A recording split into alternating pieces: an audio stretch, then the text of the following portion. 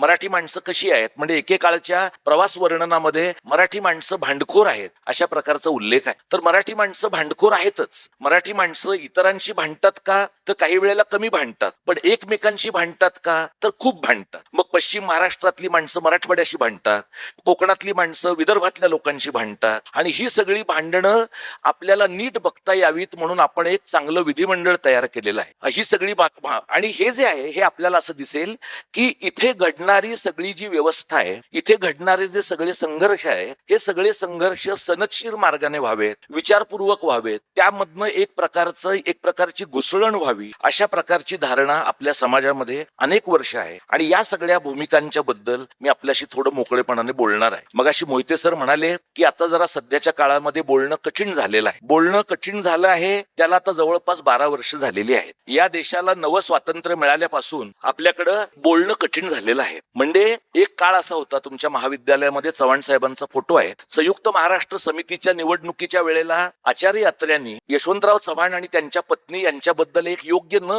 वाटणारं अशा प्रकारचं विधान केलं, आणि चव्हाण साहेबांनी आणि त्यांच्या पत्नी वेणुताईंनी अत्र्यांना बोलवून सांगितलं की आपल्याला मूल का नाहीये, आणि त्याबद्दलचं त्यांचं विधान कसं असंवेदनशील होतं त्याबद्दल अत्र्यांनी नंतर मराठामधनं माफी मागितली. पण हे सगळं करताना यशवंतराव आणि त्यांच्या पत्नी आणि आचार्य अत्रे यांना समोरासमोर बसून एकमेकांशी बोलता आलं, त्यासाठी त्यांना काही पाळीव प्राणी एकमेकांच्यावर सोडावे लागले नाही. आता असा एखादा वेल्डिंगचा चष्मा लावलेला पाळीव प्राणी तुम्हाला टेलिव्हिजन चॅनलवर वारंवार दिसत असेल, असे अनेक पाळीव प्राणी तुम्हाला दिसतात. हा समकालीन महाराष्ट्राच्या राजकीय संस्कृतीचा भाग. म्हणजे आपण सातवाहनाच्या काळापासून कुठे आलोय ह्याचा आपण थोडा वेगळा विचार करूच, गेल्या 65 वर्षात आपण कुठं कुठं आलेलो आहोत याचाही एक विचार आपण करायला पाहिजे. म्हणजे हे राज्य निर्माण झालं त्यावेळेला माडखोलकरांनी यशवंतरावांना असं विचारलं की हे राज्य मराठी माणसांचं आहे का मराठ्यांचं आहे, त्यावर ते असं म्हणाले की हे राज्य मराठी माणसांचं आहे. आता त्यावेळेला हे राज्याचा मंगल कलश ज्यांनी आणला त्या यशवंतरावांना रागावता येणं शक्य होतं. माडखोलकर विदर्भातले होते, माडखोलकर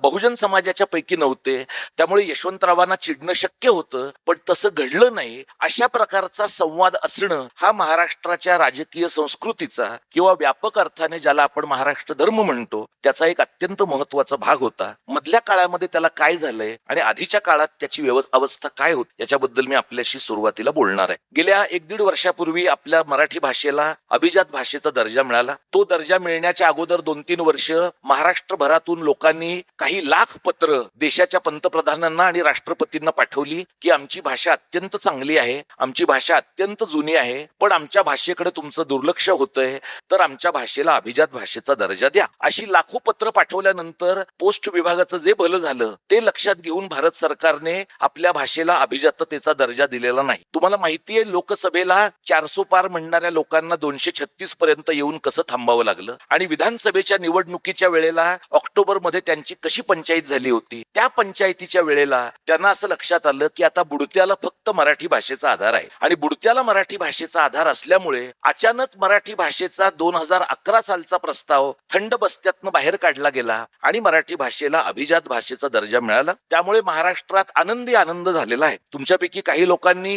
जर शिवकल्याण राजा ऐकलं असेल, ऐकलंय का काही लोकांनी? शिवकल्याण राजा हे बमो पुरंदऱ्यांनी लोकप्रिय केलेलं, त्यांच्या निवेदनामुळे, लताबाईंच्या आवाजामुळे, हृदयनाथ मंगेशकरांच्या संगीतामुळे ते जेव्हा लोकप्रिय झालं त्यावेळेला त्या धाटणीचे शिवाजी महाराजही लोकप्रिय झाले, आणि त्या बमो पुरंदऱ्यांच्या शिवकल्याण राजामध्ये सर्वत्र आनंदी आनंद झाला असं शेवटच्या त्यांच्या एका गाण्यामध्ये शब्द आहे. हा असा जो आनंदी आनंद झाला तशाच प्रकारचा आनंदी आनंद महाराष्ट्रामध्ये अभिजात भाषेचा दर्जा मराठीला मिळाल्यावर झाला. लोकांना असं वाटलं की आता मराठी भाषेचे सगळे प्रश्न सुटलेले आहेत, मराठी भाषेचा आता यापुढे कोणीही काही वाईट करू शकणार नाही, आणि त्यामुळे गेली 1.5 वर्ष महाराष्ट्रात अभिजात मराठीचे महोत्सव गल्ली बोळामध्ये चालू आहे. इथं तुमच्यापैकी काही मराठीचे प्राध्यापक मंडळी सुद्धा असतील, मराठीचे PhD स्कॉलर्स असतील. गेल्या 1.5 वर्षामध्ये भारत सरकारने महाराष्ट्र सरकारला अभिजात भाषेसाठी 1 रुपया दिलेला आहे का हा प्रश्न तुम्ही वर्तमानपत्रांमध्ये विचारून चेक करून पहा. 1 रुपया सुद्धा मराठी भाषेला मिळालेला नाही. आपल्याकडे जे अर्ध्या हळकुंडाने पिवळे झालेले लोक होते. त्यांचं असं म्हणणं होतं की दरवर्षी मराठी भाषेला 300 ते 500 कोटी मिळणार आहेत आणि मराठी भाषेची आपण 50 अध्यासनं देशातल्या 50 विद्यापीठांमध्ये स्थापन करणार आहोत. JNU मध्ये एक अध्यासन स्थापन करायला आपल्याला 24 वर्ष लागलेली आहे. म्हणजे 50 अध्यासनं स्थापन करायला आपल्याला 1200 वर्ष लागतील. सध्याचा माणसांचा मृत्यूचा काळ लक्षात घेता इथं समोर आणि इथं बसलेल्या लोकांच्या पैकी कोणीही शेवटचं अध्यासन निर्माण होईपर्यंत जिवंत असेल असं मला वाटत नाही. पण तरीही अभिमानाला मर्यादा नसल्यामुळे मराठी लोकांनी दंडाच्या बेटकुळ्या फुगवून घेतल्या आणि आपण असं म्हणत राहिलो की आमची भाषा महान आहे, तिच्याबद्दल अभिमान वाटला पाहिजे. महाराष्ट्र धर्माचं वर्णन करताना मराठी माणसांना हा जो फुकाचा अभिमान आहे, हा जो कर्तृत्वहीन अभिमान आहे, हा जो कार्यहीन अभिमान आहे आणि ही जी पूर्व गौरवामध्ये रमण्याची आपली वृत्ती आहे त्याचा नीट विचार केला पाहिजे. म्हणजे हरी नरके आणि रंगनाथ पठारे सरांनी आपल्याला अभिजात मराठीचा अहवाल दिला त्यावेळेला आपल्याला असं सांगितलं गेलं की आपल्या भाषेचा इतिहास आपण आता महानुभाव पंथाच्या पासून पाहायचा नाही, आता आपण तो सगळा इतिहास सातवाहनांच्या काळापासून पाहायचा आहे. सातवाहनांच्या काळापासून आपण इतिहास पाहायला लागलो तरी सुद्धा गेल्या 2500 वर्षांमध्ये मराठी भाषा किती प्रगत झाली, त्या भाषेवर माणसांची पोट किती भरायला लागली आणि त्यातनं महाराष्ट्र कशा पद्धतीनं आकाराला आला, या प्रकारच्या चिकित्सक प्रश्नांची उत्तरं देण्यापेक्षा अभिजात मराठी गौरव दिन साजरा करणं जास्त सोपं आहे. चिकित्सक प्रश्नांची उत्तरं देण्यापेक्षा मराठीवर आधारित कविता करणं, गझला करणं जास्त सोपं आहे आणि त्यामुळे आपल्या भाषेचा, आपल्या राज्याचा, आपल्या संस्कृतीचा विचार करताना अलंकारिक पद्धतीने करायचा, गौरवात्मक पद्धतीने करायचा, वास्तवदर्शी पद्धतीने करायचा नाही आणि चिकित्सेला अजिबात वाव ठेवायचा नाही. हा आपल्याकडच्या महाराष्ट्र धर्माच्या अनेक पैलूंच्या पैकी एक महत्वाचा पैलू आहे. आपण शिवाजी महाराजांचा खूप सातत्यानं उल्लेख महाराष्ट्र धर्माच्या बद्दल बोलताना करतो. किंबहुना गेल्या गेल्या शेकडो वर्षांमध्ये महाराष्ट्राला एक नीट, खमकी आणि खंबीर ओळख देणारा आणि महाराष्ट्राला एक प्रकारे एक बरं अधिष्ठान देणारा असा माणूस म्हणून आपण शिवाजी महाराजांकडे पाहतो. आणि शिवाजी महाराजांचं आपण एवढ्या प्रचंड मोठ्या प्रमाणामध्ये दैवतीकरण केलेलं आहे की तुम्ही जर पाहिलं, इथे मराठवाड्यात पण ही परिस्थिती असेल, मी पश्चिम महाराष्ट्रामध्ये पाहिलंय म्हणून सांगतो, मुंबईतही पाहिलेलं आहे की जितका माणूस धनदांडगा आहे, जितके माणसांकडे SUV जास्त आहेत, तितक्या त्या SUVच्या मागे असा हात ठेवलेले शिवाजी महाराज, जगदंब असं म्हणत त्या गाडीच्या मागे शिवाजी महाराजांचं स्टिकर लावलेलं आहे. म्हणजे महाराजांच्या विचारांची आपल्याला फारसं घेणं देणं नाही. आपण धनदांडगे आहोत, आपल्याकडे गबरगंड पैसा आहे, आपला असेल किंवा आपल्या बापाच्या आईच्या कर्तृत्वामुळे आलेला असेल, त्या पैशाच्या जीवावर आपण रस्त्याने जाणाऱ्या कुणालाही उडवून लावू शकतो. पण आपल्या गाडीच्या मागे शिवाजी महाराजांच्या नावाचं स्टिकर असेल तर आपला महाराष्ट्राबद्दलचा, राज्याबद्दलचा आणि इथल्या समाजाबद्दलचा अभिमान पक्का होतो. असं मानणारी एक नव श्रीमंतांची, लब्ध प्रतिष्ठितांची पिढी महाराष्ट्रामध्ये निर्माण झालेली आहे. कशामुळे महाराजांचं हे आपण असं केलंय तर शिवाजी महाराजांच्या 50 वर्षाच्या कारकिर्दीकडे, त्यानंतरच्या 27 वर्षाच्या कारकिर्दीकडे, ज्याच्यामध्ये संभाजी महाराजांची हत्या झाली किंवा राजाराम महाराज जिंजीला गेले किंवा ताराबाईंनी कोल्हापुरातनं त्यांचं सगळं राज्य चालवलं, या 27 वर्षामध्ये एक मोठी सल्तनत मराठ्यांनी उलथवून लावली आणि औरंगजेबाला महाराष्ट्रामध्ये येऊन, दख्खनमध्ये येऊन हा भाग न जिंकता इथल्याच भूमीमध्ये त्याचा मृत्यू झाला, त्याचं निधन झालं आणि त्यानंतरच्या काळामध्ये मुघल सल्तनतीला उतरती काळा लागली. म्हणजे महाराष्ट्र धर्माकडे पाहताना आपण काय पाहतो की मराठी समाज, मराठी माणूस, आणि इथं मी मराठे हा शब्द ज्या पद्धतीनं आपल्याकडे मध्य युगात वापरला जात होता त्या अर्थाने वापरतो. तो भूगोलवाचक शब्द आहे, तो प्रदेशवाचक शब्द आहे, तो जातीवाचक शब्द नाही. आणि हे जे मराठी आहेत हे लढणारे लोक आहेत, संघर्ष करणारे लोक आहेत, हार न मानणारे लोक आहेत आणि एवढंच नव्हे तर मोगल सल्तनतीला दख्खनमध्ये आणून त्यांची राजवट गाडण्याची क्षमता असलेले लोक आहेत. अशा प्रकारची धारणा असलेल्या लोकांचा जर हा प्रदेश असेल तर या प्रदेशामध्ये त्या काळात लढलेले लोक, पानिपताच्या लढाईमध्ये प्रचंड मोठं शौर्य दाखवलेले लोक किंवा महादजी शिंदेसारखा माणूस जो जवळपास रिमोट कंट्रोलने उत्तर भारतातली मोगलांची सत्ता चालवत होता, अशा सारख्या माणसांचा वारसा सांगणारे मराठी लोक गेल्या काही वर्षांमध्ये, गेल्या काही दशकांमध्ये स्वतःचा स्वाभिमान तर गमावून बसलेले तुम्हाला दिसतात. पण एवढंच नव्हे तर हा स्वाभिमान गमावून दिल्लीतल्या ताकदींच्या पुढे शरणागती पत्करण्याची वृत्ती महाराष्ट्रामध्ये कधी निर्माण झाली याचा एक आपण अत्यंत साकल्यानं विचार केला पाहिजे. आपण आज महाराष्ट्र महाराष्ट्र धर्माचा विचार करताना दुसऱ्या एका धर्माच्या बद्दल आपण बोलतो, ऐकतो, तो आहे सनातन धर्म. आणि आपल्याकडे लोक अक्षरशः गल्ली बोळात कुत्र्याच्या छत्रीसारखे निर्माण झालेले लोक आहेत. असे काही कीर्तनकार आहेत, असे काही इतर प्रकारचे शिवव्याख्याते आहेत, असे काही इतर प्रकारचे वक्ते आहेत, राजकीय पक्षांचे प्रवक्ते म्हणावेत का भाट म्हणावेत तुम्हाला कळत नाही, या प्रकारचे लोक तुम्हाला निर्माण झालेले दिसतात, ज्यांना महाराष्ट्रामध्ये कोणत्याही प्रकारची भाषिक, सांस्कृतिक अशा प्रकारची विविधता दिसायला नको आहे, असायला नको आहे. त्यांना एक जिनसीकरण नको आहे, त्यांना एक साचीकरण, त्यांना मोनोलिथिक अशा प्रकारचा समाज महाराष्ट्रामध्ये हवा आहे. आणि त्यांना इथला मराठी हिंदू, मराठी मुसलमान, हमीद दलवाईंसारखा मराठी मुसलमान, वसईच्या चर्चमध्ये मराठीतनं प्रार्थना करणारे ख्रिश्चन, इथला मराठी बौद्ध, इथला मराठी जैन, या सगळ्यांना एकाच सनातन धर्माच्या ढाच्यात आणायचं आहे. आणि त्या सगळ्यांच्या समोरचं सगळ्यात मोठं जर काही आव्हान असेल तर महाराष्ट्र धर्माचं जी काही एक धाटणी महाराष्ट्रामध्ये गेल्या 5-50-100 वर्षात विकसित झालेली आहे, तिला कसं चॅलेंज करावं, तिला कसं आव्हान द्यावं, हे त्यांच्या समोरचा सगळ्यात महत्वाचा प्रश्न आहे. आपण महाराष्ट्राबद्दल ज्या वेळेला बोलतो त्यावेळेला महाराष्ट्र हे एकच असं राज्य आहे ज्याच्या नावामध्ये राष्ट्र आहे असं म्हणण्याची आपल्याकडे पद्धत आहे. तुम्ही महाराष्ट्र सरकारच्या अनेक योजना वेगवेगळ्या सरकारांच्या काळामधल्या पाहिल्यात तर त्या योजनांच्या अगोदर महा हा शब्द तुम्हाला लावलेला दिसतो. आपल्याला हे सांगायला आवडतं की जे जे काही आपण करतो ते सगळं महा आहे, ते असं आपण सांगतो म्हणून ते आपल्याला महा वाटतं. मग प्रत्यक्षामध्ये ते कितीही मीडियोकर असलं तरी सुद्धा महा या शब्दाखाली ते झाकून टाकण्याकडे आपला कल राहत. जे समकालीन महाराष्ट्रामधला महाराष्ट्र धर्म आणि यानंतरच्या काळातलं भविष्य ही मांडणी तुम्हाला माझ्याकडनं अपेक्षित आहे. त्याच्यामध्ये जो आजचा महाराष्ट्र धर्म संयुक्त महाराष्ट्राच्या लढ्यापासून विकसित झाला, त्या संयुक्त महाराष्ट्राच्या लढ्याकडे जर तुम्ही तटस्थपणाने पाहिलं तर दिल्लीमध्ये अत्यंत ताकदीची सत्ता असलेले नेहरू, महाराष्ट्रामध्ये अत्यंत ताकदीची सत्ता असलेले यशवंतराव चव्हाण, या सगळ्यांच्या विरोधामध्ये जाऊन संयुक्त महाराष्ट्राचा लढा उभा राहिलेला आहे. कदाचित राज्यशास्त्राच्या विद्यार्थ्यांच्याही अधिक लक्षात येईल, प्राध्यापकांच्याही अधिक लक्षात येईल की संयुक्त महाराष्ट्राचा लढा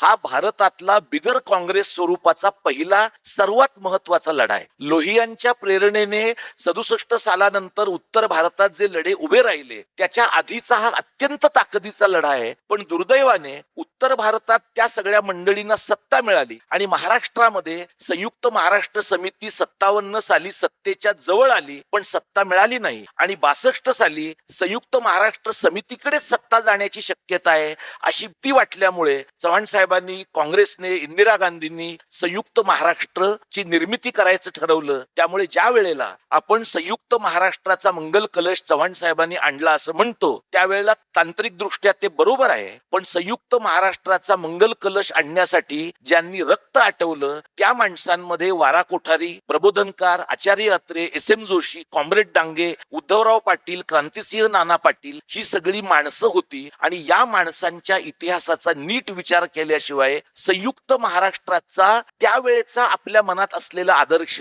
त्यानंतरच्या काळामध्ये प्रत्यक्षात अंमलात का आला नाही या प्रश्नाचं आपल्याला नीट तर देता येणार नाही. आपण गेल्या 60 वर्षामध्ये तुम्हाला असं जाणवेल की महाराष्ट्र एका विशिष्ट टप्प्याने सुरू झाला, एका विशिष्ट मुक्कामापासून सुरू झाला आणि आज महाराष्ट्र एका विशिष्ट मुक्कामावर येऊन पोहोचलेला आहे. म्हणजे मी फुले, शाहू, आंबेडकर या नावाच्या व्याख्यानमालेचा उद्घाटक वक्ता आहे. या 3 माणसांकडनं जर मी काही सामान्य कार्यकर्ता, अभ्यासक म्हणून प्रेरणा घ्यायची असेल किंवा घेतली असेल तर मोकळेपणाने बोलणं आणि अभिव्यक्तीच्या स्वातंत्र्यावरचं बंधन न स्वीकारणं, मोकळेपणाने माझं म्हणणं मांडणं हे आहे. गेल्या 65 वर्षामध्ये ज्या प्रकारचा महाराष्ट्र आपण निर्माण केला आहे, मुळात त्या महाराष्ट्राची काय अवस्था आहे तर या महाराष्ट्रामध्ये आज कोणालाही राजकीय संस्कृतीची गरज म्हणून, राजकीय व्यवस्थेची गरज म्हणून सुद्धा कोणालाही विरोधी पक्षामध्ये राहायचं नाहीये. सगळ्यांना सत्तेमध्ये जायचं आहे, सगळ्यांना विकास करायचा आहे आणि विरोधात राहून विकास करता येणार नाही याच्याबद्दल सगळ्यांना मनोमन खात्री पटलेली आहे. अशीच जर परिस्थिती चालू राहिली तर आणखी 5 वर्षांनी पूर्णतः विरोधक मुक्त विधिमंडळाकडे आपला प्रवास सुरू होईल, विरोधक मुक्त जिल्हा परिषदांकडे आपला प्रवास सुरू होईल, विरोधक मुक्त पंचायत समिती आणि ग्रामपंचायतींकडे प्रवास सुरू होईल.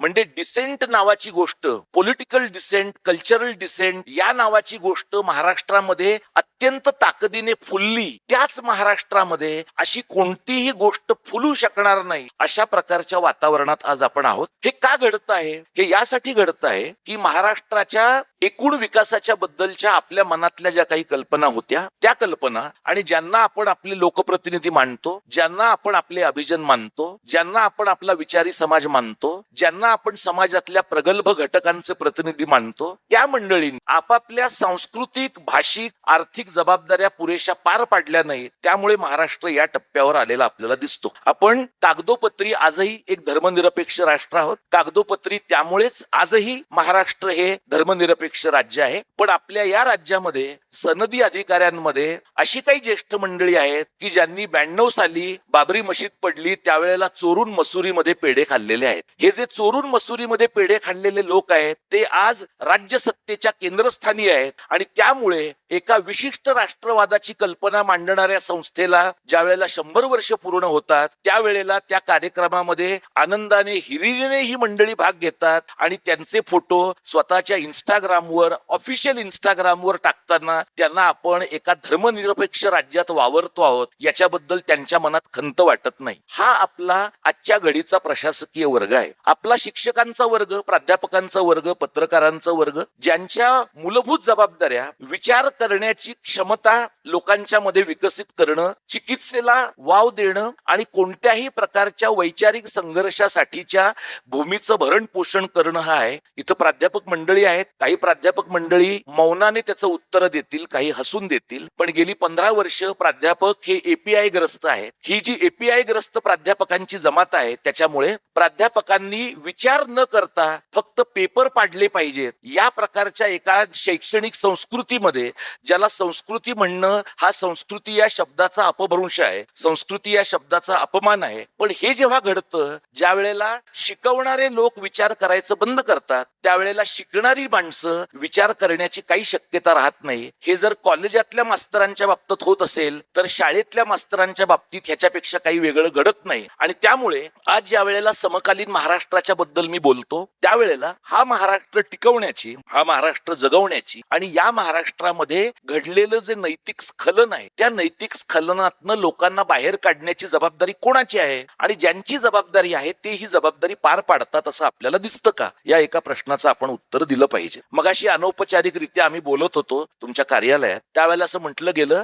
की जे काही बदलतंय, जे काही इथे चित्र बदललेलं दिसतं समाजामध्ये त्याच्याबद्दल लेखकांनी बोललं पाहिजे, कवींनी बोललं पाहिजे. लेखकांनी बोललं पाहिजे, कवींनी बोललं पाहिजे असं इतरांना वाटतं आहे. असं लेखकांना वाटतं आहे का? असं लेखकांना नाही वाटत आहे. लेखकांना वाटतंय की आपल्या जिल्ह्यातल्या पालकमंत्र्याच्या जवळ कसं जाता येईल, लेखकांना वाटतंय की आपल्या जिल्ह्यातल्या लोकप्रतिनिधीची भाषण कशी लिहून देता येतील, लेखकाला वाटतंय की अमुक अमुक खात्यातलं अमुक एखादं मंडळ आहे त्या मंडळावर माझी नेमणूक कशी होईल, लेखकाला वाटतंय की प्रतिनियुक्तीवर मला कसं जाता येईल आणि लेखकाला असं वाटतंय की शक्यतो लिहिण्याच्या कामातनं आपल्या कुवतीपेक्षा जास्त पैसे मिळून इतर लोकांच्या प्रमाणे आपल्याला गबरगंड कसं होता येईल. म्हणजे लेखकाने नैतिक चिकित्सेच्या प्रश्नाच्या पलीकडे केवळ स्वतःच्या वैयक्तिक उत्कर्षाचा विचार जर सुरू केला तर लेखक त्याच्या जबाबदाऱ्या पार पाडत नाही. आणि मग काय होतं, मग ज्या वेळेला हिंदी सक्तीसारखा विषय येतो त्यावेळेला आमचे लेखक माईकवाल्यांच्या समोर येत नाही, आमचे लेखक बूमवाल्यांच्या समोर येत नाहीत. आपल्याला माहितीये अनेक लोकांचे वारस महाराष्ट्रामध्ये आहेत. मी अमुक अमुकचे वारस असं म्हणत नाही, तुम्ही शहाणे लोक आहात, तुमच्या ते लक्षात येईल. आपल्याकडे महाराजांचे वारस आहेत 2 गाद्यांचे, आपल्याकडे तुकाराम महाराजांचे पण वारस आहेत. आपल्याकडे जे तुकाराम महाराजांचे वारस आहेत ते सध्या सरकारच्या एवढे जवळ आहेत की सरकारच्या मनात एखादी गोष्ट यायच्या आधी त्यांच्या मनामध्ये येत. आता तुकाराम महाराज होते, त्यांच्याकडे या प्रकारच्या व्यवस्थेत दिसणाऱ्या प्रत्येक मंबाजीच्या विरुद्ध भांडण्याची ताकद होती. आपले जे नवे तुकाराम आहेत ते मंबाजींच्या मांडीला मांडी लावून बसलेले आहेत. हा आत्ताचा महाराष्ट्र धर्म आहे. मग तुम्ही कोणावर विश्वास ठेवणार? तुम्ही प्राध्यापकांवर विश्वास ठेवणार? तुम्ही प्राध्यापकांवर विश्वास ठेवणार? तुम्ही कवींवर विश्वास ठेवणार? म्हणजे तुम्ही कवी मंडळींचं बघा, कवी मंडळी आहेत, आपले कलावंत आहेत, आपले सिनेमातले लोक आहेत. म्हणजे हे सगळे जे लोक आहेत ते सगळे लोक या किंवा त्या मुख्यमंत्र्याकडे किंवा उपमुख्यमंत्र्याकडे दिवाळीच्या फराळाला जाताना तुम्हाला दिसतात, पण कधीही आपल्या भाषेच्या प्रश्नाबद्दल जाऊन ह्यांनी तोंड उघडल्याचं तुम्हाला दिसणार नाही. आपल्या राज्याच्या प्रश्नाबद्दल ह्यांनी तोंड उघडल्याचं तुम्हाला दिसणार नाही. कारण वैयक्तिक प्रश्नांच्या पलीकडे काही महत्वाचं आहे याचं ज्या वेळेला तुमचं भान सुटतं त्यावेळेला शून्य जबाबदारी असणारा आणि शून्य नैतिकता असणारा अशा प्रकारचा एक अभिजन वर्ग तयार होतो. आता आपल्याकडे कसं म्हणण्याची पद्धत आहे बघा लोकांची, की नव्या पिढीमध्ये ह्याबद्दल काही फार जाण नाहीये. इथं जी कोणी जेनझी मधली मुलं बसली असतील त्यातल्या काही लोकांनी कदाचित मागे बसल्या बसल्या इन्स्टावर जाऊन कोण आहे हा दीपक पवार याची जरा माहिती घेतली असेल. म्हणजे हा ऐकण्यायोग्य माणूस आहे किंवा नाही हे त्यांनी त्यांच्या मधल्या 5 मिनिटांमध्ये चेक केलेलं असेल. पण ही जेनझीची जी मुलं आहेत त्यांचं अज्ञान किमान स्वच्छ आहे. मधल्या पिढीतल्या लोकांचा ज्ञान आणि अज्ञानाचा केमिकल लोचा झालेला आहे. त्यांचं हे ठरत नाहीये की आपल्याला ज्ञान आहे का आपल्याला माहिती आहे, आपल्याला माहिती तरी आहे का आपल्याला हे सगळं व्हॉट्सअप विद्यापीठातनं कळलेलं आहे. म्हणजे आजच्या महाराष्ट्र धर्मामध्ये, आजच्या महाराष्ट्राच्या वर्तमानामध्ये जी रूढार्थानं आमची विद्यापीठं आहेत कोणाच्या ताब्यात आहेत हे तुम्हाला जाहीरपणे बोलता येईल का? आपण सोयीचं म्हणून असं म्हणूया की ही सध्या पाशवी बहुमत असलेल्या लोकांच्या ताब्यात. कोणाच्या ताब्यात आहेत त्यातनं तुम्हाला कळेल. नागपुरातनं हा सगळा प्रवाह येतो आणि तिथून आलेली सगळी माणसं एका विशिष्ट विचारांनी आता माणसांना सर्व प्रकारच्या वर्चस्वाखाली ठेवून आहे. 2 प्रकारची विद्यापीठ आहेत आमच्याकडे. एक प्रकारची जी विद्यापीठ आहेत त्यांनी वाकायला सांगितल्यावर रांगायला घेतलेलं आहे. आता कसं तुम्ही एकदम छान हसलात हे मला आवडलं. नाही तर मगाशी मला असं वाटलं मोहिते सर, की श्रोत्यांनी काहीतरी आपल्यामध्ये इंटरनल सोशल कॉन्ट्रॅक्ट केलंय की काय, की आपण काही बोलायचं नाही, मार फक्त वक्त्यालाच खायचा आहे. त्यामुळे माझी समकालीन समाजामध्ये आपल्याकडे वक्त्याने मार खावा ही अपेक्षा गैर नाहीये, पण श्रोत्यांनी किमान पोलीस स्टेशन पर्यंत यावं ही एक मिनिमम अपेक्षा आहे. त्यामुळे आत्ताची जी आपली कॉलेज आहेत, आत्ताची जी आपली विद्यापीठ आहेत, या विद्यापीठांमध्ये तुम्हाला असं दिसेल की विचार करणं ही एक अत्यंत मोठी लायबिलिटी आहे. विचार शक्यतो करू नये, कृती तर अजिबात करू नये, आपण फक्त बायोमेट्रिक करावं. हा एक मानवी जीवनाचा अत्यंत महत्वाचा घटक आहे. त्यामुळे बायोमेट्रिक झालं, आपल्या अस्तित्वाची अभिव्यक्तीच बायोमेट्रिक मध्ये आहे. एकदा अस्तित्वाची अभिव्यक्ती झाली बायोमेट्रिक मध्ये की मग नंतर आपण मरायला मोकळे होतो अशी सर्वसाधारण परिस्थिती आहे. एकीकडे अशा प्रकारचं स्वत्व गळालेली विद्यापीठ आणि दुसरीकडे शिकलेली प्राध्यापक मंडळी स्टाफ रूम मध्ये बसून, विद्यापीठांमध्ये बसून एकमेकांना व्हॉट्सअपवरनं दाखवतात. जिथे लिहिलेलं असतं खरा मराठा असशील तर हे फॉरवर्ड कर, खरा हिंदू असशील तर हे फॉरवर्ड कर, खरा माळी असशील तर हे फॉरवर्ड कर. म्हणजे खरा काय काय असशील तर तू हे फॉरवर्ड करावंस हे लिहिलेलं आहे. आणि ज्यांनी पुस्तकं वाचणं अपेक्षित आहे, ज्यांनी प्रश्न विचारणं अपेक्षित आहे, त्या सगळ्यांच्या विचार करण्याच्या प्रवृत्तीचं रूपांतर 3 टेस्ट पेपर सोल्युशन मध्ये झालेलं आहे. हा आत्ताचा महाराष्ट्र आहे, हा खंगलेला महाराष्ट्र आहे, हा गंजलेला महाराष्ट्र आहे. आणि तुम्ही चांद्यापासून बांद्यापर्यंत कुठेही जा, थोडाफार डिग्रीचा तुम्हाला फरक दिसेल. सगळीकडे परिस्थिती जवळपास सारखी आहे. म्हणजे मराठवाड्यातल्या लोकांनी असं वाईट वाटून घ्यायचं कारण नाही की आपल्याकडेच एखादा आदर्श माणूस आहे की जो तुरुंगात जाण्याच्या ऐवजी वॉशिंग मशीन मध्ये जातो आहे, असं तुम्हाला वाईट वाटून घ्यायचं कारण नाही. तुमच्या भावकीतले लोक कोकणात पण आहे, ते फक्त सिंधुदुर्गात, एवढाच फरक आहे. असे लोक कोल्हापुरात, असे लोक मराठवाड्यात, विदर्भात, असे लोक खानदेशात आहे. म्हणजे महाराष्ट्रामध्ये काय प्रकारची राजकीय, सामाजिक, वैचारिक अशा प्रकारची संस्कृती समकालात दिसते आहे, ज्याच्यामध्ये स्वाभिमान नावाच्या गोष्टीला, विचार करणं नावाच्या गोष्टीला अजिबात स्थान नाही. किंबहुना विचार करणाऱ्या माणसांना लोक असं विचारतात की हे तू का करतोस किंवा का करतेस, हे तू नाही केलंस तर चालणार नाही का, तुला मुलं बाळ नाहीत का, तुला कुटुंब नाही का, आपलं पर्सनल जे लाईफ आहे ते नीटपणे जगण्यात काही प्रॉब्लेम आहे का. म्हणजे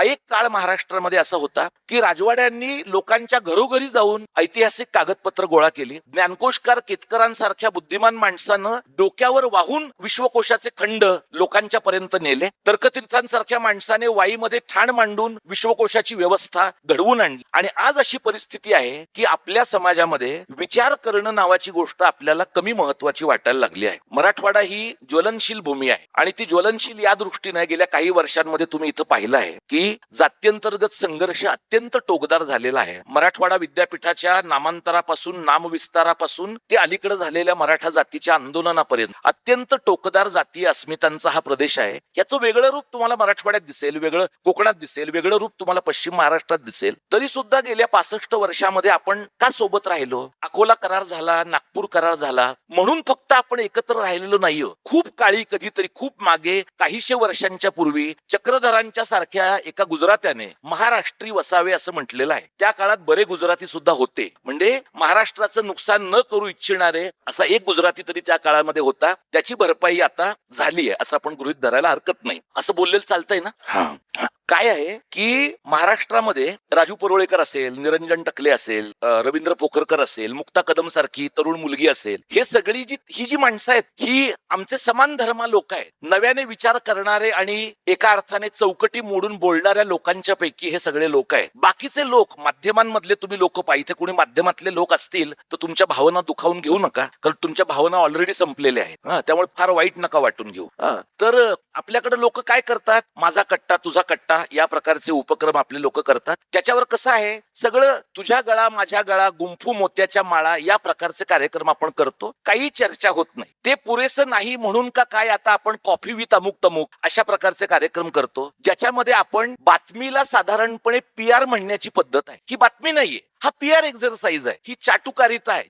रवीश कुमारचा शब्द वापरायचा तर ही चाटुकारिता आहे. या प्रकारच्या चाटुकारितेची आपल्याकडची माध्यम परंपरा होती का? एक काळ असा होता की सरकारचं डोकं ठिकाणावर आहे का असं लिहिणारा माणूस एखाद्या वर्तमानपत्राचा संपादक होता. एक काळ असा होता की गांधींसारखा माणूस सोप्या शब्दांमध्ये परदेशात गेल्यानंतर जेव्हा पत्रकार त्यांना विचारायचे की तुम्ही एवढे कमी कपडे घालून आलात, तुम्हाला काही वाटत नाही का? तर त्यावर ते असं म्हणायचे की तुमचा राजा आमच्या दोघांचे कपडे घालून फिरतोय असं म्हणण्याचं धाडस असणारा राजकीय वर्ग आणि ते रिपोर्ट करण्याची मानसिकता असणारा पत्रकार, हा एकीकडे एका काळामध्ये आपल्याकडे होता. आणि त्यावेळेला लोकांच्या बद्दल थेटपणाने काहीतरी म्हणण्याची वृत्ती होती. आज जर तुम्ही पाहिलं, तुम्ही गावांमध्ये जी कोणी शहरात आता येऊन राहिलेली माणसं आहेत, तुम्ही तुमच्या गावामध्ये जाऊन बघा. एखाद्या छोट्या गावातला एखादा दादा, ताई, एखादी दिदी, एखादा कुणीतरी छोटा किरकोळ माणूस ज्याच्याकडे केवळ बापाचा पैसा आहे, त्याने देवाचं दर्शन घेऊन असा फोटो टाकला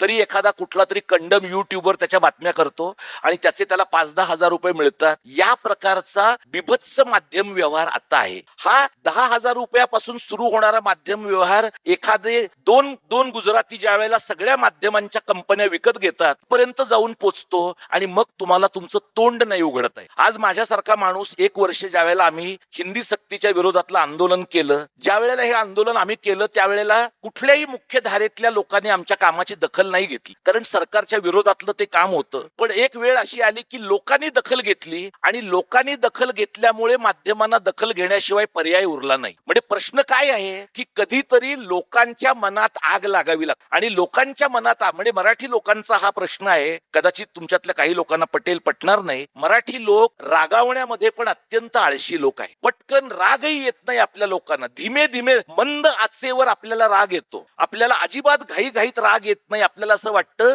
की घाईत राग आला तर आपलं काहीतरी चुकण्याची शक्यता आहे. त्यामुळे राग सुद्धा मंद आचेवर आपण 65 वर्ष ठेवलेला आहे. त्याच्यानंतर आपल्याला थोडा बहुत अधनमधनं कधीतरी राग येतो. ही जी अवस्था समकालीन महाराष्ट्राची आहे, या महाराष्ट्रामध्ये माझ्यासारखा माणूस, माझ्यासारखे अनेक लोक महाराष्ट्रात ठिकठिकाणी आम्ही जातो, जिल्ह्याच्या पातळीवर लोकांशी बोलतो आणि आम्ही जे काही मराठी भाषेचं काम करतो, महाराष्ट्र धर्माचं काम करतो, आम्हाला असं सतत लोक म्हणतात, म्हणजे मी ज्या वेळेला X वर लिहितो त्यावेळेला मी मराठी भाषेचं लिहिल्यानंतर लोक त्याच्याबद्दलची प्रतिक्रिया देतात. मी माझी राजकीय भूमिका मांडल्यानंतर लोक खाली लिहितात, तू मराठीचं काम करतोस ना, तू कशाला ह्याच्याबद्दल बोलतोस. माझं म्हणणं असं आहे की मी मराठीचं काम करतो म्हणूनच मी मराठी कारणाबद्दल आणि महाराष्ट्र धर्माबद्दल बोलतो, कारण भाषेचं कोणतंही काम हे राजकीयच आहे. तुम्ही तुमच्या मुलांना कोणत्या शाळेत घालता हा राजकीय निर्णय आहे. तुम्ही कोणतं माध्यम शिकण्यासाठी स्वीकारता हा राजकीय निर्णय आहे. तुम्ही सरकारचे निर्णय कोणत्या भाषेमध्ये घेता हा शासन निर्णय आहे. तुम्ही SSC बोर्डाच्या शाळा चालवता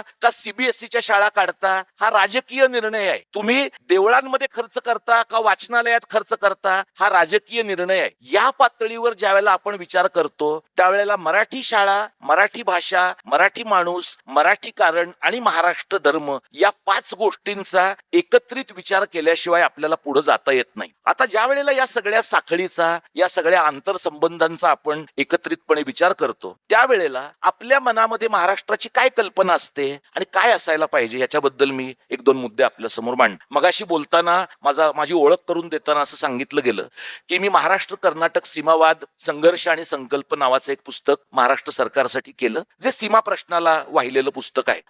कर्नाटक सरकारकडे दोन ठिकाणचे महाराष्ट्राचे भाग गेलेले आहेत. एक बिदर भालकीकडचा भाग जो मराठवाड्याला लागून आहे आणि दुसरा बेळगाव कारवार निपाणी खानापूरचा भाग जो तिथं कोल्हापूरला लागून आहे. तुम्हाला असं दिसेल की दर 21 नोव्हेंबरला 17 जानेवारीला हुतात्मा दिनाच्या निमित्ताने काही ना काहीतरी आंदोलन कोल्हापूर आणि बेळगावच्या सीमारेषेवर होतं, पण मराठवाड्यामध्ये गेली अनेक दशकं कोणत्याही प्रकारचं आंदोलन होत नाही. इथला सीमा भागाचा लढा हा जवळपास मृत झाल्यामध्ये जमा आहे. बिदर भालकी आणि इथल्या अनेक भागांमध्ये मी अनेक गावांमध्ये सीमा भागामध्ये काम करणाऱ्या लोकांशी बोललो आहे, फिरलो आहे. अनेक लोकांचं म्हणणं आहे की हा प्रश्न संपलाय, या प्रश्नामध्ये आता काही दम राहिलेला नाही, याची आपण चर्चाही करू नये. बेळगावमध्ये अजूनही त्या प्रश्नामध्ये धग दिसते, खानापूरमध्ये निपाणीत काही दिसते, पण कारवार सुपा हल्ल्याला तुम्ही गेलात तर तिथं तुम्हाला काही दिसत नाही. मग धग कुठे आहे? तर सुप्रीम कोर्टामध्ये 2004 साली महाराष्ट्राने एक दावा दाखल केलाय जो गेली 22 वर्ष तिथं पडून आहे. म्हणजे राम जन्मभूमीचा दावा असेल तर सुप्रीम कोर्ट रोज सुनावणी लावतं आणि काही महिन्यामध्ये दावा निकाली निघतो. पण महाराष्ट्र कर्नाटक सीमा प्रश्नाचा दावा असेल तर 10 15 वर्ष त्या दाव्याला तारीखच मिळत नाही.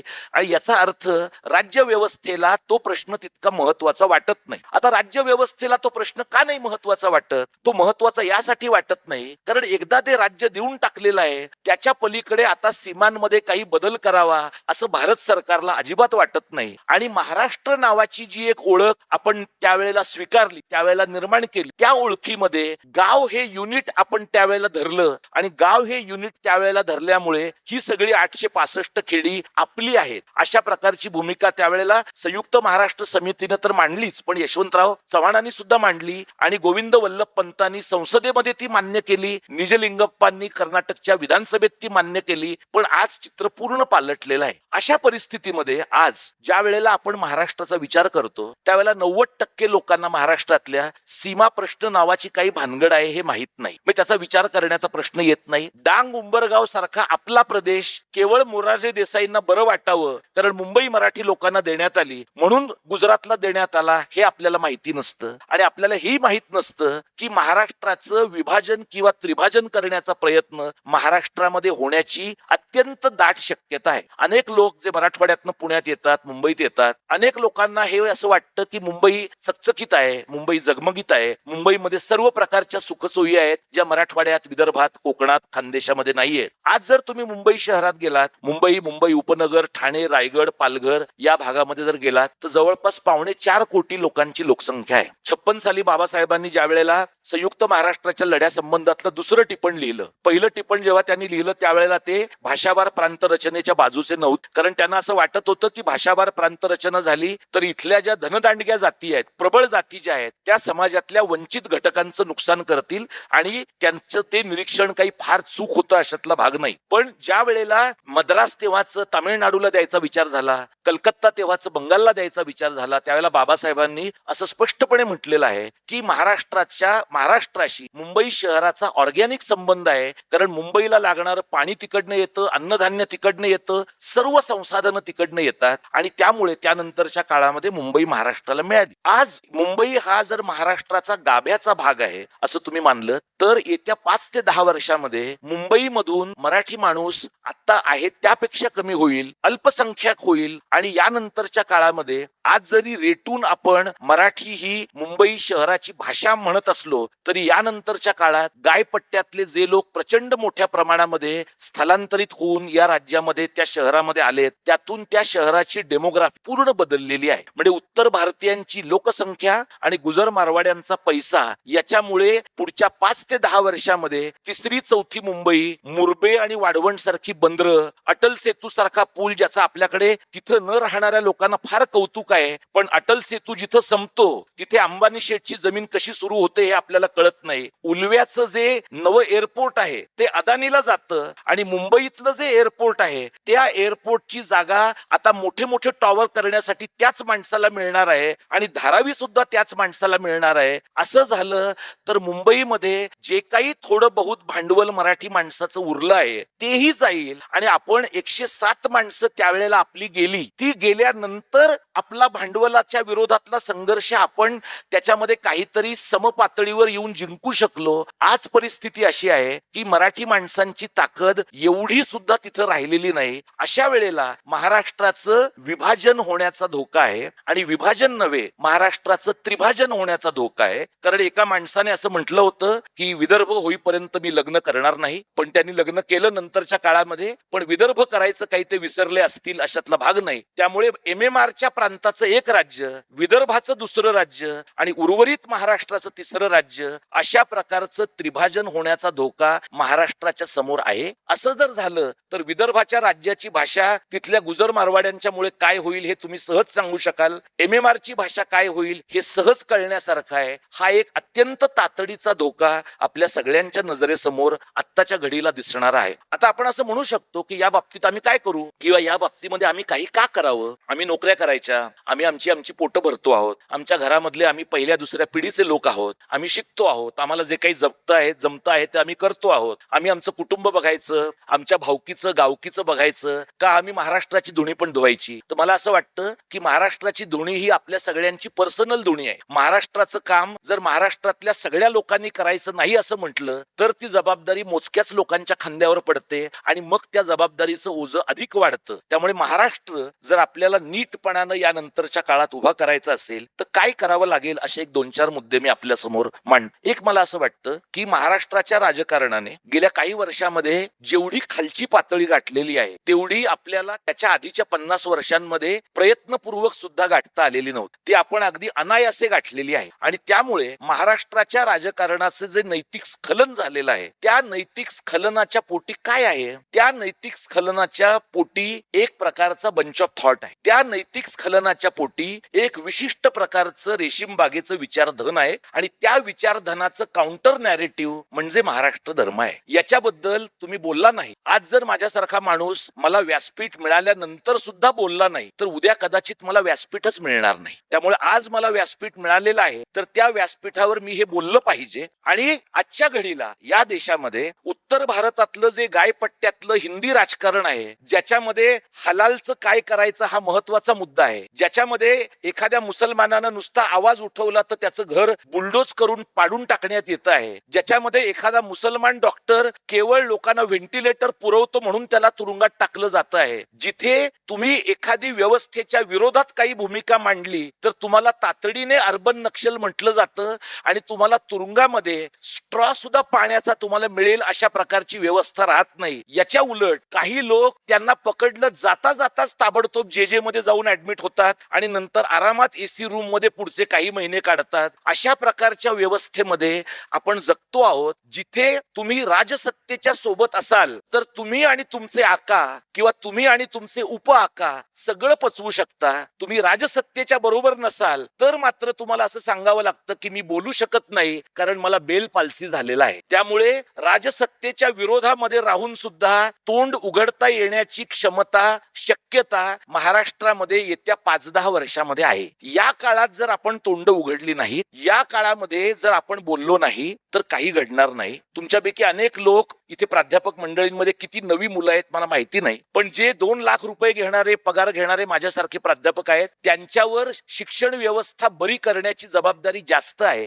क्लॉक अवर बेसिसवर काम करणाऱ्या मुलांवर ती जबाबदारी टाकता येणार नाही. त्या मुलांनी त्यांची पोटं भरायची, त्या मुलांनी लग्न करायची, त्या मुलांनी आजारी आई बापांना सांभाळायचं का त्यांनी ढासळलेली शैक्षणिक नैतिकता सांभाळायची. यात पहिल्या जबाबदाऱ्या महत्वाच्या आहेत. स्वतःची पोटं भरून व्यवस्थित ढेकर देऊ शकणाऱ्या प्राध्यापक मंडळींवर शिक्षण व्यवस्थेचं बरं करण्याची जबाबदारी आहे. तुम्ही ती अशा या कारणाने जर पार पाडली नाही की मला काय निवृत्तच व्हायचंय, मग मी मुलांकडे अमेरिकेतच जाणार आहे किंवा मग मी काही फार्म हाऊसच टाकतो आहे किंवा मग फक्त व्याजाची देवाणघेवाण करण्यातच आयुष्य घालवणार आहे, हे जर तुम्ही करत असाल तर तुम्ही महाराष्ट्र धर्माला कलंक आहात हे तुम्ही तुमच्यापुरतं मान्य केलं पाहिजे. विचार करणाऱ्या माणसांनी कामं केली पाहिजेत, कामं करणाऱ्या माणसांनी विचार केला पाहिजे. ही 19व्या शतकातल्या महाराष्ट्राची परंपरा आहे. संयुक्त महाराष्ट्रामध्ये आपण ही डायकॉटमी निर्माण केली की विचार करणाऱ्या माणसांनी काम करायचं नाही आणि काम करणाऱ्या माणसांनी डोकी गहाण ठेवायची. त्यामुळे तुम्ही गेल्या 5-25 वर्षामध्ये जे आपल्या समाजाचं एनजीओ करण झालंय ते जर पाहिलं तर लोकांच्या गरजा काय आहेत ते बघून आपल्या समाजात सेवेची कामं होत नाही. नाही. फंडिंग एजन्सीच्या प्रायोरिटीज काय आहेत हे बघून सेवेची कामं होतात. त्यामुळे फंडिंग एजन्सीच्या गरजा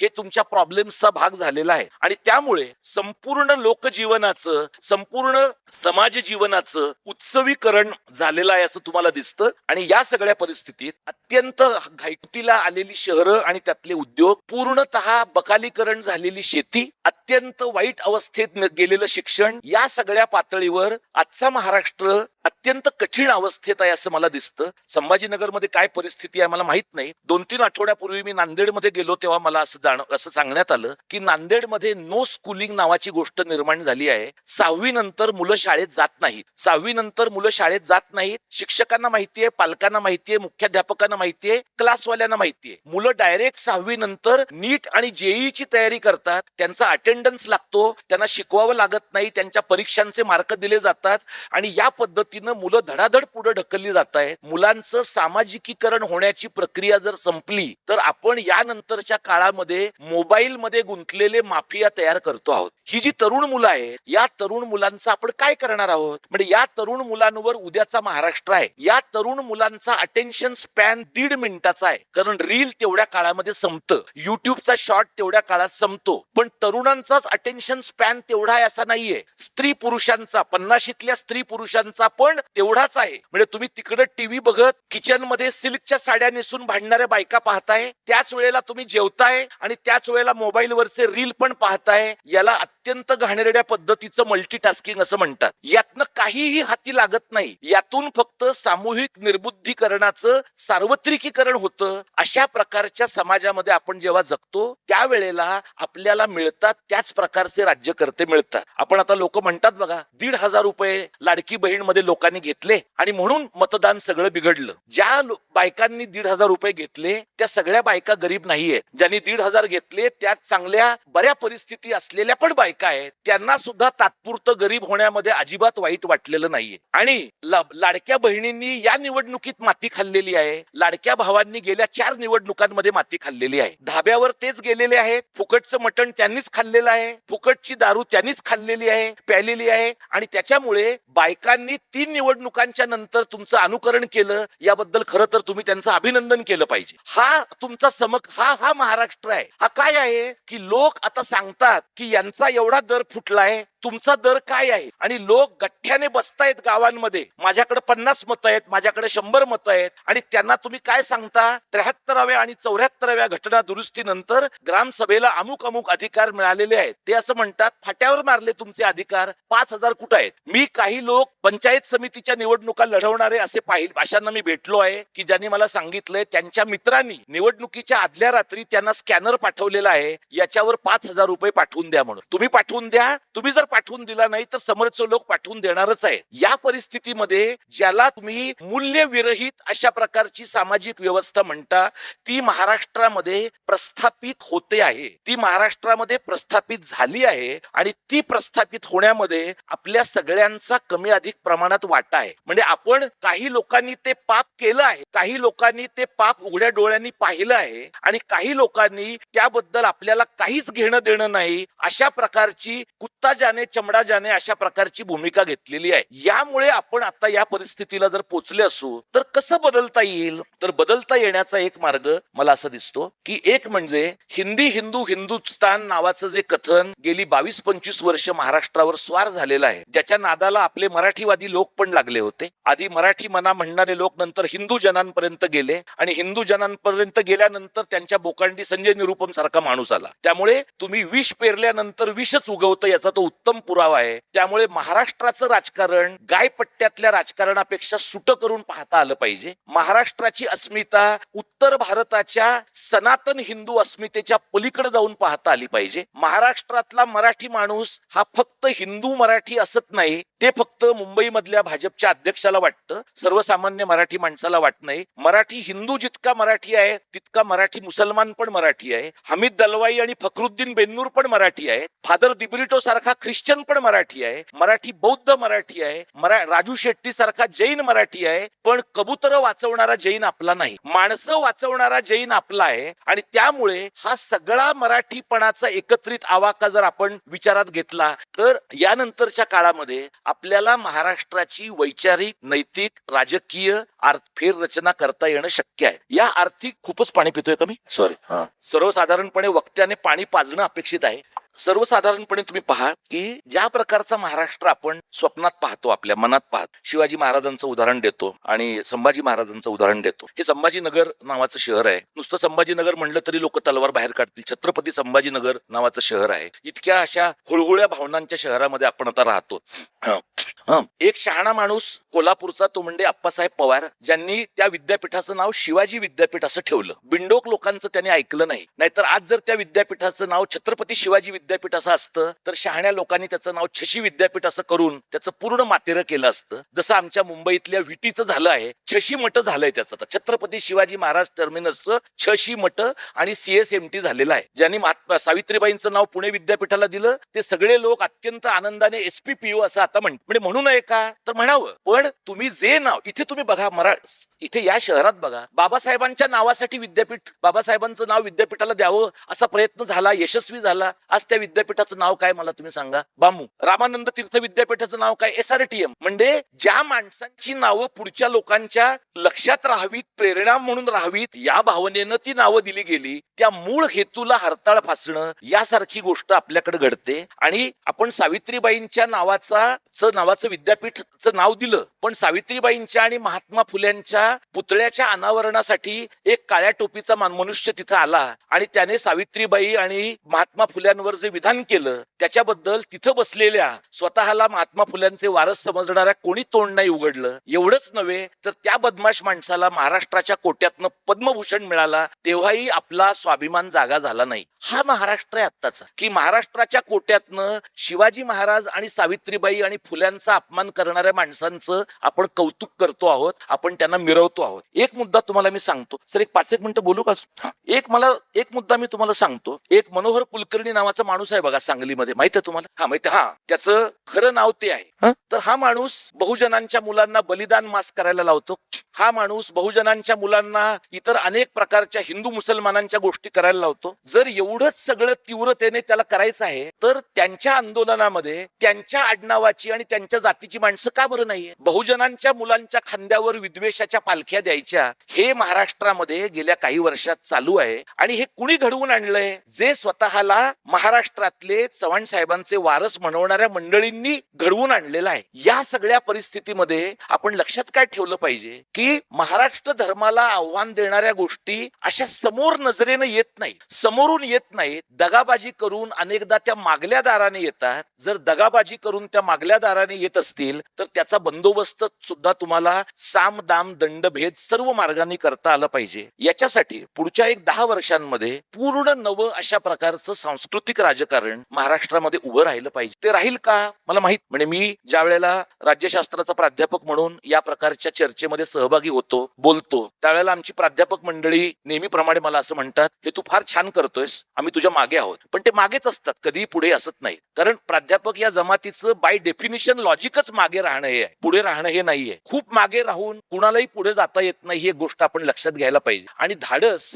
ही सामूहिक गोष्ट आहे, भयमुक्तता ही सामूहिक गोष्ट आहे. त्यामुळे यानंतरच्या काळामध्ये तुम्हाला तुमच्या वैयक्तिक आयुष्यात त्रास दिला जाईल, तुमच्या प्रोफेशनल आयुष्यात त्रास दिला जाईल, तुमचं जगणं कठीण केलं जाईल, तुम्हाला सामूहिक पातळीवर कदाचित वाळीत टाकलं जाईल. या प्रकारच्या भीतीतनं मुक्तता झाल्याशिवाय ज्या प्रकारचं संकट आणि ज्या प्रकारचं आव्हान महाराष्ट्रापुढे आज आहे त्या संकटाला आपल्याला तोंड नाही देता येणार. म्हणजे नुसतं शिवाजी महाराजांचं नाव सांगायचं, संभाजी महाराजांसारखी दाढी वाढवायची आणि प्रत्यक्षात मात्र टर्केगिरीत करत खिंडायचं, याच्यातून काहीही साध्य होणार नाही. काम जर करायचं यानंतरच्या काळात तर नव्या पद्धतीने मराठी भाषा, मराठी समाज, मराठी संस्कृती याचा विचार करणारं संघटन उभं करता आलं पाहिजे. मला असं वाटतं की अशा प्रकारचं संघटन शक्य आहे. अशा प्रकारच्या संघटनासाठी एक नवं अर्थकारण आपल्याला उभं करता यायला पाहिजे, एक नवं राजकारण उभं करता आलं पाहिजे. म्हणजे गांधींना असं विचारलं होतं बघा लोकांनी की Bapu you are a saint fallen in politics. त्यावर गांधींचं असं उत्तर होतं की I am a politician trying to be saint. म्हणजे मी राजकारणीच आहे, मी थोडा संतत्वाच्या मार्गाने प्रयत्न करतो. गांधी हा फारच मोठा माणूस आहे, आपण फार किरकोळ सामान्य माणसं आहोत, पण किमान आपण जमिनीवर पाय ठेवून आपापल्या पातळीवर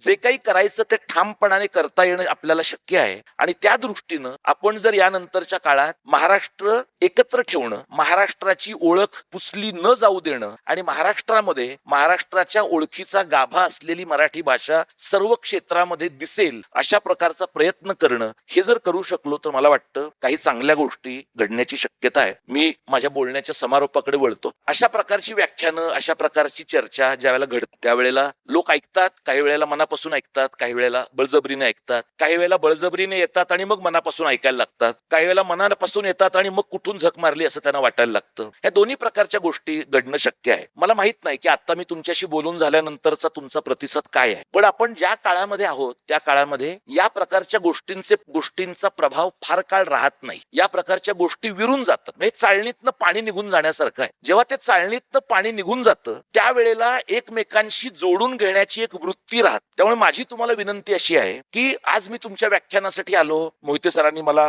प्रेमाने बोलावलं. आता त्यांना पश्चाताप झालाय का काय मला माहित नाही, पण त्यांनी आता बोलावलं. त्यांच्या हातून एक जे घडायचं ते घडून गेलं. पण यानंतरच्या काळात तुम्हाला एक माणूस म्हणून, वक्ता म्हणून, एक बोलणारा माणूस म्हणून कदाचित तुमच्यातल्या काही लोकांनी थोडं R&D केलं असेल तर आपण एकत्र काम करू शकतो का याच्यात मला जास्त रस आहे. म्हणजे मी मोटिवेशनल स्पीकर नाहीये, मी प्रोफेशनल स्पीकर नाहीये, मी शिवव्याख्याता नाहीये, मी कार्यकर्ता व्याख्याता आहे. माझ्या कामाची गरज म्हणून मी बोलतो. त्यामुळे मी प्राध्यापक पण कार्यकर्ता प्राध्यापक आहे. कारण मला असं वाटतं की महाराष्ट्राचं बरचसं वाटोळं नुसती तोंड पाटीलकी करणाऱ्या माणसांच्या मुळे झालेलं आहे. त्यामुळे काम केलं ना तर तुमच्या बोलण्याला गती येत आणि बोलत बोलत तुम्ही काम करत राहिलात तर माणसं तुमचं काम बघत बघत तुमच्या सोबत राहत. त्यामुळे मला असं वाटतं की जर आपल्याला महाराष्ट्राबद्दल काही प्रेम असेल, मराठी भाषेबद्दल काही वाटत असेल, आपण आपली मुलं मराठी शाळेत घातली असतील, घातली नसतील, मराठी पुस्तकं वाचत असू, वाचत नसू, एखादं वाचनालय चालवत असू, चालवत नसू, अशा प्रकारच्या अनेक पद्धतीनं महाराष्ट्राबद्दल आणि मराठीबद्दल आपल्याला काहीतरी करता येणं शक्य आहे. असं काही जर एकत्र करता येण्याची शक्यता असेल तर मला तुमच्या या महाविद्यालयाशी, या संभाजीनगर शहराशी आणि इथं आलेल्या सर्व मंडळींशी जोडून घ्यायला मला नक्की आवडेल. मी जवळपास सव्वा तास बोललो आहे. कदाचित कार्यक्रम संपल्यानंतर अनौपचारिकरित्या तुमचे काही प्रश्न असतील तर मला जरूर विचारा, ते विचारता येतील आणि माझा नंबर सरांकडे आहे. तुमचे काही प्रश्न असतील तर तेही विचारा. जर अगदी तुम्हाला काही न पटणार असेल तरी सुद्धा मोकळेपणाने सांगा. अजून तरी आपण लोकशाहीमध्ये आहोत.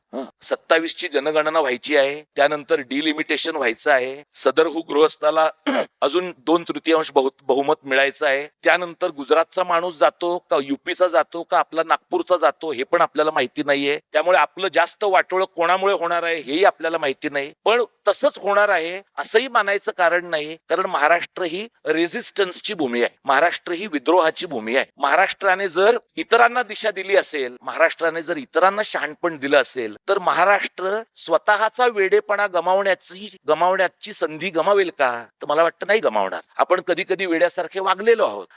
आपले लोक गुवाहाटीला जाऊन सुरत मार्गे गोव्याला जाऊन परत वेड्यासारखे वागलेले आहेत. पण असं होतं एखाद्या जनरेशन मध्ये थोडा अंमली पदार्थाचा अंमल जास्त झाला तर माणसं असं वागतात. तर आपण असं गृहीत धरलं पाहिजे की 14 कोटी लोकांमध्ये 100 लोक बाद निघाले तरी 13,99,00,000 लोक बरे आहेत. या 13,99,00,000 लोकांमध्ये 1,300 लोक जरी काम करणारे आणि विचार करणारे निघाले ना तरी सुद्धा महाराष्ट्राचं राजकारण, संस्कृतीकारण कूस बदलण्याची शक्यता आहे. माझी आपल्याला विनंती आहे की आपण एकत्रितपणे हे जर करू शकलो तर आपल्याला यश येईल. धन्यवाद. आयोजकांचे मी मनपूर्वक आभार मानतो. मी मोकळेपणानं बोललो आहे, त्यामुळे आयोजकांची गैरसोय झाली असेल का नाही मला माहित नाही, पण मी जे बोललो आहे त्याची पूर्ण जबाबदारी माझी आहे. त्याची जबाबदारी पाटलांची नाही, मोहितेंची नाही, संस्थेची नाही. त्यामुळे ज्यांच्या कुणाच्या भावना दुखावल्यात त्यांनी मला भेटायचं आहे. आणि मी संभाजीनगरमध्येच आहे, उद्या पण आहे, काळजी करू नका. त्यामुळे मी कार्यकर्ता आहे, त्यामुळे माझं बोलणं संपल्यानंतर मागल्या दाराने निघून जाणारा माणूस मी नाही. त्यामुळे ज्यांना कुणाला वाटतंय की पटलेलं नाही, माझ्या समोर येऊन चर्चा करा. काम करणाऱ्या माणसाने मार जरी खायचा असेल, फटके खायचे असतील तर समोरून खायचे आहेत, मागून खायचं नाही. धन्यवाद. जय मराठी, जय महाराष्ट्र.